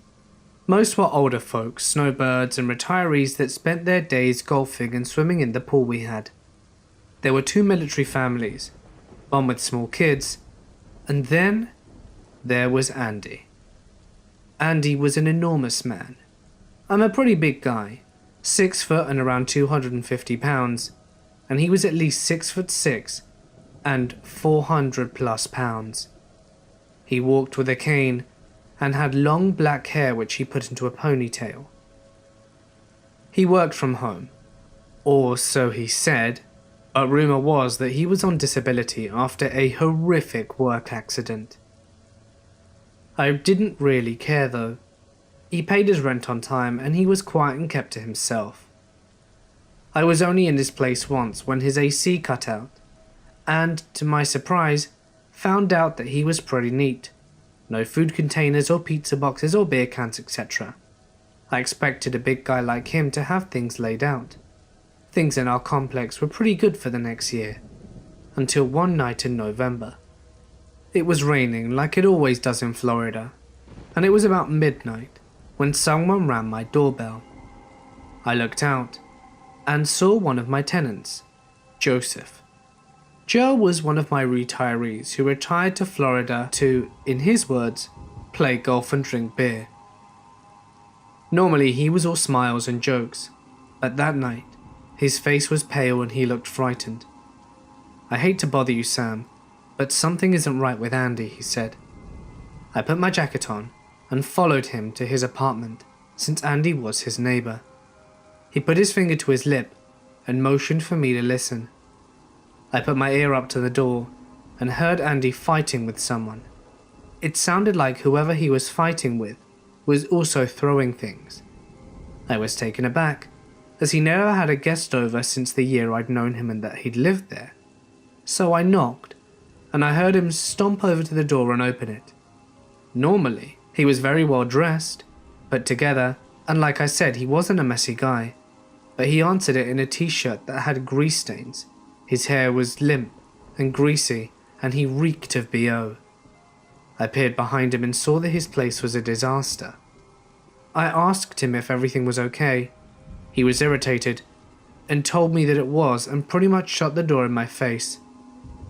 I sent Joe back to his place and told him to let me know if he heard anything else, and went to bed. The next morning, I decided to pay Andy a visit to see if he was okay, and I went to his place and knocked. No answer. So I decided I would try again later. But I got busy doing other things and then forgot all about it. So December rolls around, and I am in starting to get the monthly rent checks. But there's none from Andy. That got me a bit worried as he was always on time with his checks. So I knocked on his door. Nothing. I knocked again and I heard the guy grunting and moaning. Now, I should have called the police first, but I didn't. I opened the door with my keyring and was hit with the foulest smell ever. It smelled like shit, piss, vomit and BO rolled into one nasty smell. The walls were streaked with what I could assume was shit, and the place was trashed. I started to call Andy whilst dialing 911, and I heard the moaning from the back room. What I saw that day, I can never unsee. I sometimes still get flashbacks. Andy was naked and laying on the floor of his room on some dirty clothes. He was covered in his own shit and piss, and there was piles of vomit on the carpet. But what was worse is that he was covered in bites. Human bites all over his arms and legs, and they were starting to smell with infection. He was also bleeding from his rectum, and I wondered who attacked him. Was it the woman we heard him fighting with? I didn't get my answer until a few days later. He had to be rushed to the hospital and was fighting for his life in the ICU. The doctors spoke to his sister, who turned out to be his medical guardian. And things slowly came into place. Turns out Andy did that to himself. He suffered from multiple mental disorders. He stopped taking his meds the month before November. There was no other person that night. He was arguing with himself. Those bites, he infected himself. The bleeding from his rectum was from inserting a foreign object in there and doing so much damage it ruptured his internal organs. He ended up pulling through and went back home to live with his sister. I had the task of cleaning the apartment, and what I found whilst cleaning pretty much freaks me out, the same as finding him. He had a shoebox full of cutouts from magazines, old family photos, and even photos he obviously took of the residents of the apartments, including myself. All of the eyes were burnt out with cigarettes, and on some of them, X's were put over the mouths. I'm not sure if that was part of his mental decline, or if he was always that creepy and I just never noticed it. All I can hope for you, Andy, is that you got the help you needed and are feeling better. When my aunt told me this story, it was so casual, as though it was no big deal to her. But I didn't sleep well that night, or for a few nights for that matter, after hearing it, and I swear my mind wasn't helping either, because it kept on creating noises and images that weren't even there. So here's the story. My aunt and uncle were driving down a long and lonely road late one night. They were travelling and decided to use a less crowded road because they needed to get to their destination quickly. This road was long, with nothing but dense forest on both sides of it. Not even a single light or car is available on that road, so you can guess that ghosts or spirits like to lurk around, since there's no one there at night. As they were driving along this road, my uncle saw something in the distance. At first glance, it looked like a person crossing the road, so he slowed down. When they were driving closer and closer, the figure started taking a clearer and more defined shape. Horrified at what he was seeing, he came to an immediate stop. There, right in front of them, was a floating head. The head had long black hair flowing in the air, and from the head attached its spine and organs, but it had no limbs or torso. It was making a jingly sound, like a glass clinking. It floats across the road without taking any notice of my aunt and uncle's presence. Shivers ran all over their body, and they felt the cold breeze that ran to their very core. They were seeing a ghost called a Hantu Balong. My aunt was brave enough to even look at the spirit as it passed, staring at it and trying to find the rest of its body, but saw none. When the head disappeared into the forest, they immediately sped up the car to get the hell out of there. I wasn't sure if they saw anything else that night, but that was enough to scare the shit out of me. It didn't help that I had to stay alone that night either, and I swear my mind likes to psych me out too, by creating that jingly noise that isn't even there. So thanks, Auntie, for giving me all of those sleepless nights after telling me that story. Though it makes me wonder, if such a thing can be seen, who's to say they aren't real? A trick of the mind? A hallucination? It's possible. But what if they weren't either? And how come they both saw it at the same time? I came home late one night when I was 17, and the rest of my family was already in bed. I go to my room and just do typical stuff before bed. Work on my homework, speak to my friends on the phone, and listen to music. Finally, I go to bed a couple of hours later and nod off.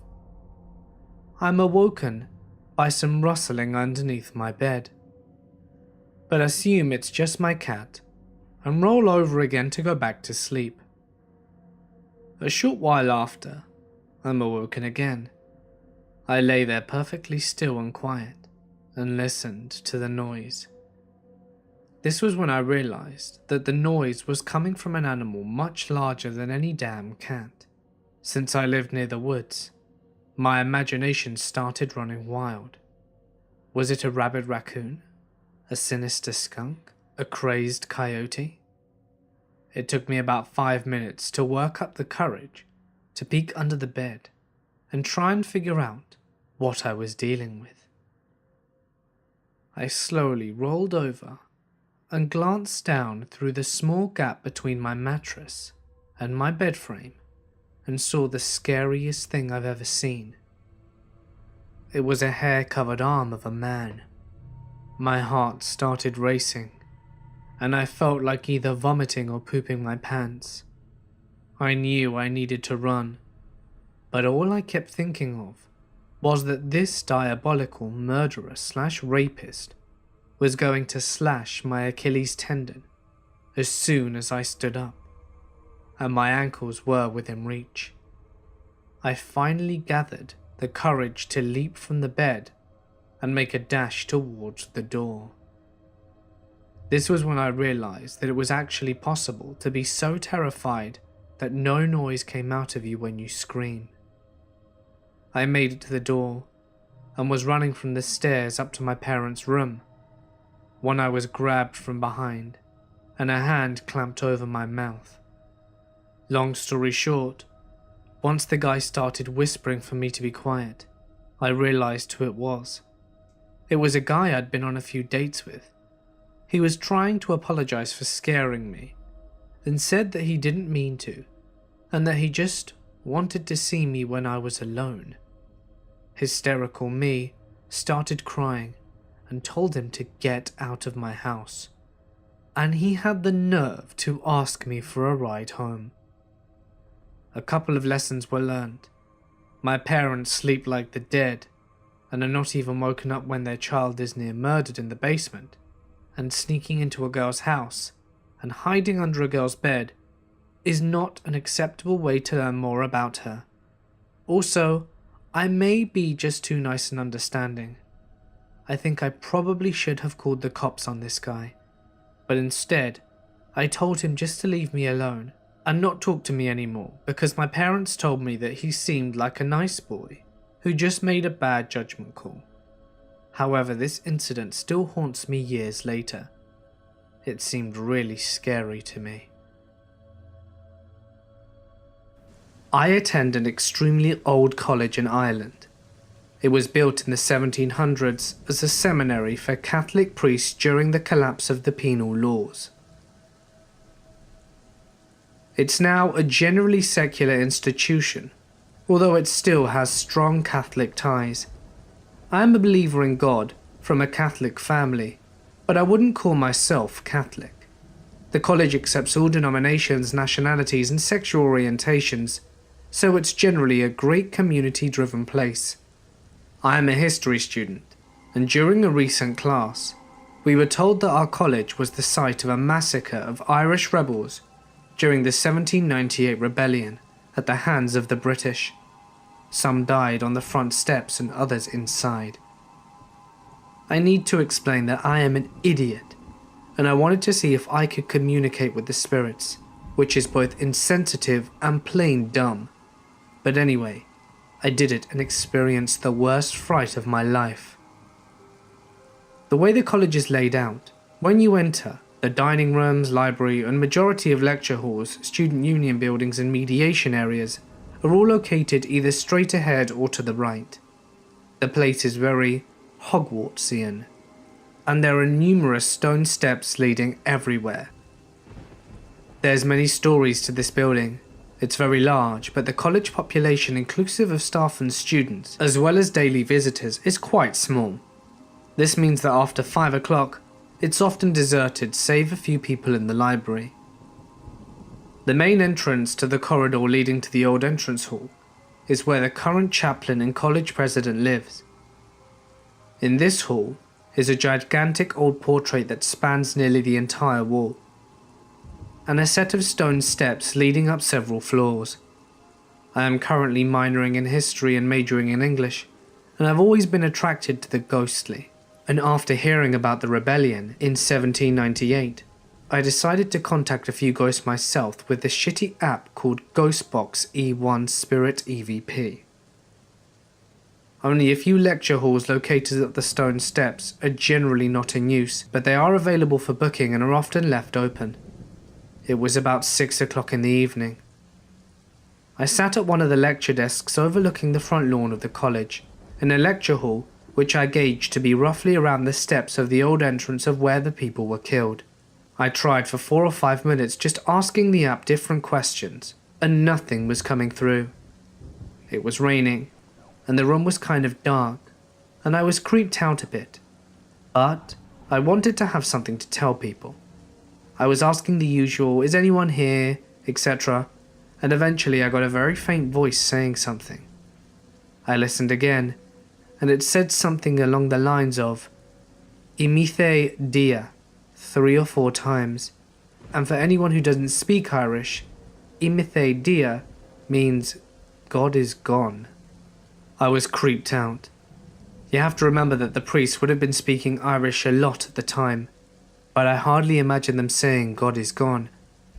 I was packing up my bag out of fear when the door I had just come through opened by itself and slammed shut. I froze. I couldn't move, and my blood honestly felt like ice. All I could hear was the pitter-patter of rain in the distance. I stood beside the desk for a minute before I started leaving again. I made it through the door and out onto the landing and started walking down the stone steps. I was shaking with fear, mind and my vision all gone weirdly black with fright. When I was on the next landing down, ready to go onto the next stone steps, the door I had come through started violently banging over and over. There was a man screaming very, very loudly. The words were incoherent, but let me tell you, the scream was blood-curdling. My blood subsequently went cold, and I don't know exactly how to describe it, but the door, a massively heavy door, continued to slam until I reached the main entrance. I could hear it through the halls, and I was bawling crying at this point, and shaking so bad I could hardly walk. I ran out the doors and onto the street, and I went and bought a Pepsi and sat down until my bus arrived. I haven't been able to sleep ever since, not properly anyway. This was a week or 2 ago, towards the end of the college year, and the exams were over, so at least I didn't have those to worry about. I'm not really sure what I experienced. In truth, it has left me utterly terrified. I'm rueful that I ever tried getting involved with spirits in the first place. I hope I didn't disturb anything, and hope that we can both mutually be left in peace. My cousin was alone in the kitchen, washing the glasses after the guests had left. It was around 8 or 9 p.m. at the time. While she was washing, she heard some odd noises coming from outside. They sounded like a shriek. Since her family lives in a house by the mountains, with nothing but forests covering every inch of it, she shrugged it off as the sound of animals in the forest. But then she heard it again, a shriek, almost like a laughter, right before the sound of a tree rustling. Not long after, there was the sound of a firecracker exploding a couple of times. Just as soon as she heard the firecracker, she heard the sound of another awful shriek, followed by trees rustling again. She thought that it could be kids playing outside, so she just ignored it. A few minutes passed, and there was a knock on the door. The neighbors came over and told them to pray for protection that night. When they asked about it, they said that they saw a female ghost known as a Pontiac. The neighbors said they heard noises coming from the coconut trees in their compound, and when they went to check it out, they saw the ghost clinging onto the tree, prying open a coconut. They scared it away using firecrackers, and it jumped down into the forest. My cousin didn't sleep well that night. She refused to sleep alone in her room, and slept with her sister for a few nights after that. Now, you may not know what a Pontianak is. They are basically a Southeast Asian version of vampires, only that this one doesn't suck blood, change into a bat, or sleep during the day. Instead, they would sometimes take the form of beautiful young women, and would always carry a single flower that would have a powerful and good smell. The reason why is because they themselves smelt like rotten meat. Their true forms are long black tangly hair with a large white cloth that drags on the ground as they walk. They are also extremely pale with red blood eyes and are said to laugh in a very high-pitched tone. It is said that the Pontianaks are spirits of pregnant women who died before they were able to give birth, which is why there are stories here of women who are about to give birth, seeing them lurk around, seeing them just a few days before going into labor. So, if you're going to give birth, be careful if you see a beautiful woman in old traditional clothing with a single flower in their hair. You may never know what they'll do to your baby. For what it's worth, I stayed the night with a friend during high school. Me, him, and another dude were drinking some beers in this house, and the house was getting ready to be demolished. The only items left in the house were OJ's whole bedroom. He grew up in the house and hated to leave, and wanted to make it to the last second. So we're all here drinking and bullshitting in his room. The TV was on, but we weren't paying it much attention. Anywho, we all decided to go to the living room and put a couple of sledgehammers through the walls for shits and giggles. We all walked out of the room, and the TV immediately turned off. I noticed it immediately and it spooked me, so I asked OJ about it. And he, without missing a beat, goes, "Oh yeah, that's just George." I look at him deadpan as hell. He didn't even try to explain. I asked him who in the ever-loving hell was George. Naturally, George is the man who built the original house and was driving his kids in his dump truck, and had the back end raised in such a fashion that they could stand really high in it. Well, long story short, they got decapitated on a railroad overpass, not but 200 yards from the house down the country road. So George hung himself in the attic. And not only did he hang himself, but the attic is only about 5 feet in height, so that dude put a rope around his neck and lifted his feet high enough, yada yada yada, you get the point. So he went on about the other shit that George and the kids would do around the house. Stuff out of place, doors and windows opening, closing, the usual weird ghostly shit, right? Well, I didn't believe a lick of this paranormal bullshit, even with the TV going off in front of me. But old OJ looked at his clock, and it was around 3:45 in the morning. He looked at me and said, "At 4:04 exactly, you'll start to hear intermittent tapping noises, always in twos. Tap tap, pause, 5 seconds, tap tap." Yeah, whatever, OJ. Anyway, when the clocks hit 4:04, tap tap, tap tap. Me and OJ and Nate were all in the same room. I could see their hands and feet, anything that could be used to make this tapping noises, and it very clearly wasn't them. I turned white. I mean, I was turning whiter than a ghost when I realized that it just might actually exist. And OJ just looks at me very nonchalantly and goes, "Told ya."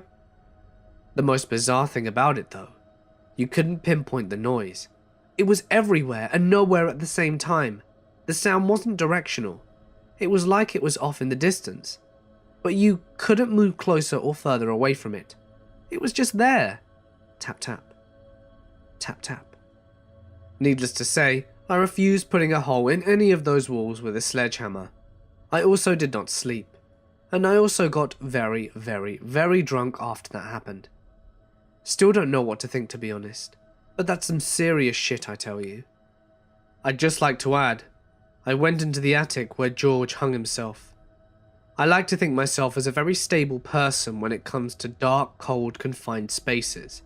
I don't get phobias or nervous really, but to this day, I have never experienced such a dark, cold feeling down to my bones. You could feel the energy in the room. It felt as though it was sucking the life out of you. It took me 10 seconds before I came sprinting down the stairs in sheer terror, and decided not to go back up there for the rest of the night. Here's something else that happened. My friend Lighty and I would go to his parents' farm property all the time with a gator and just explore the 140-acre property pretty regularly a few summers back. As we would come and go, we'd chat with the few farmers that sharecropped the land, that was about 4 or 5, and we'd bullshit with stories and whatnot. Now these guys certainly have a sense of humour, but weren't joking one bit when they were telling us about the old lady. So Lighty's grandparents had purchased the land from the bank after an older lady had passed away whilst living in the tiny 1920s Depression-style shack on the property. 1 room, 4 windows, and it was falling apart. Scary as shit. The typical old farmhouse, right? Well, we noticed a trend in the farmers' stories, or at least one in particular. They all spoke of seeing a woman, an old woman, staring at them through the windows at times. Now, I live my life as the devil's advocate. Each farmer I ask the same question to. Which window? My thought is that they're all bullshitting. They're named separate windows, right? Makes sense. Nope. Each had the same response. All of them. I was baffled. I should note that all of these farmers also don't know each other, all from different local neighbouring towns, but still were not in contact with each other. No corroboration. No slick, clever, let's try and scare the shit out of these kids type of scenario. No possibility of it being a lamp in the damn window. Can't be that easy. Still never stopped us from going out onto the damn property. I guess Sue never minded either. That's what we named her. Sue, the window ghost. When Lighty and I were driving on that same property, 2 blue orbs rose out from a water tank in a small creek, and just floated down the creek. It was about the size of a baseball. Apparently, Lighty's grandfather told stories of the same 2 blue orbs, as well as multiple people in that county. It was like some urban legend we'd not heard of until we were told by Lighty's father, who eventually filled us in. It apparently happens all over the place, but only in this county, and in this creek. So bizarre. I lost my mind watching those orbs float into the air, travelling at the same speed as the water. I'll never forget it, and we never said another word during the incident. This guy I know was alerted that a couple of houses were being broken into in his area, and he decided to buy a gun, in case things were to escalate. He recently had a daughter and wanted to ensure his safety and theirs. A couple of weeks go by, and he's getting Chinese food on a Friday night, and as soon as he leaves, he sees this car tailing him. He decides it's nothing. Florida drivers are terrible, and keeps it moving. After multiple turns, he notices that the car was following him. Eventually, this escalates to the car honking and flashing their lights. And at this point, he is speeding, freaking out and worried. He gets to the house safely and runs inside with his baby and wife. He tells them to hide in the bathroom as he gets the gun out from under the bed. As he's locked the front door, he hears someone walking on the lawn slowly. The person knocks on the door, so he screams, "I have a gun and I've called the police, get off my property." A couple of moments go by, and he hears this frightened voice say, "Sir, you forgot your fried rice." Hey guys, it's Mort here, and thank you so much for listening. Wishing you all a very lovely Saturday night. I just wanted to apologize again for the glitch that happened the other day, and explain it a little.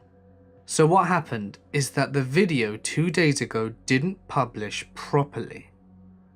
Next to no one got notified about it, and it appeared without a thumbnail, and wasn't visible on the video section of my channel. Only if you searched for it, which was extremely odd, did it appear. Of course, this meant that very few of you got to see it. So I ended up having to delete it as YouTube didn't help me fix the issue, and then I had to re-upload it. You know, when I tried contacting YouTube regarding the issue, they sent me this generic message saying that if I wanted my subscribers to see my videos, they had to click the little bell icon. I was just really disappointed that no one actually listened to what I had to say, or bothered investigating the issue further. But anyway, that was yesterday's video, and I just hope we don't have a repeat of that in future. But just in case we do, I'd really appreciate it if you could just hit the little bell thing, and that means you should be notified every time. Remember that most of the official Mortis Media merchandise will be disappearing in 4 days' time. So get in there quickly if there's something you've been wanting for a while. If you'd like me to read your story on my channel, feel free to send it to my email or share it to my Reddit, which is of course in the description. Please make sure to include as much punctuation and descriptive language as possible, as it maximizes the chances of it being read. And don't forget to check out my Instagram and Twitter. But anyway, for now guys, I'm going to sign off. Stay awesome, and I'll see you in the next one.